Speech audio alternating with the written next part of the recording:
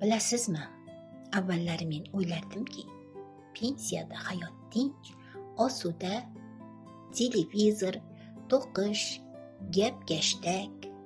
Lekin rostini aytsam, ba'zan zerikarli, o'zingni xuddi keraksizdek his qilasan.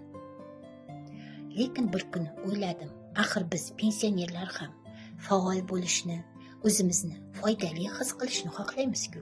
Nafaqat oila uchun, balki o'zimiz uchun ham. Men yo'lini topdim. Bu sityovoy biznes. Ha, hayron bo'lmang.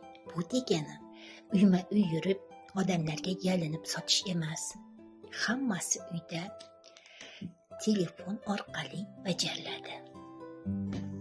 O'ylab ko'ringchi, uyda o'tirasiz, choy ichib, odamlar bilan gaplashasiz, yangi tanishlar orttirasiz.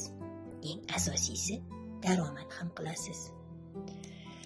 Endi eng qizig'i, sityovoy biznesda yoshga qarashmaydi. Bu yerda muhim narsa pasport emas, balki faol yashash istagi. Men shu yoshimda ham yangilik o'rganyapman va bu menga yoqyapti. Nega aynan Siberian Wellness?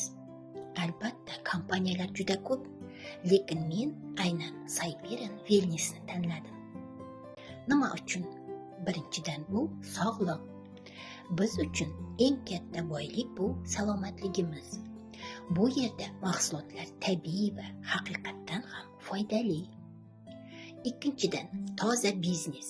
Katta mablag' qo'yish shart emas. Xavf yo'q, hammasi ochiq, oydin. Va eng muhimi, bu yerda men o'zimni yolg'iz his qilmayman. Jamoa meni qo'llab-quvvatlaydi. Shunday qilib, azizlarim, uyda bekor o'tirmang. Yosh bu hukm emas.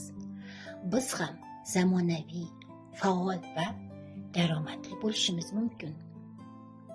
Agar menda bo'lsa, sizlarda ham bo'ladi. Biz birgalikda ko'ramiz. Pensiyadagi hayot yorqin va qiziqarli bo'lishi mumkin. Xo'sh, birga sinab ko'ramizmi? Unda shu videom tagida kontaktlarim bor. Men bilan bog'laning. Birga pensiya bu hukm emasligini isbotlab beramiz. Videom yoqqan bo'lsa, kimga jo'natib qo'yishni bilasizlar. Kanalimga esa obuna bo'ling. Like bosishni esa unutmang. Sizlar bilan Siberian Wellnessda o'sib kelayotgan lider Oruxan Allabergenova bo'ldi. Xayr azizlarim, sizlarni kutib qolaman.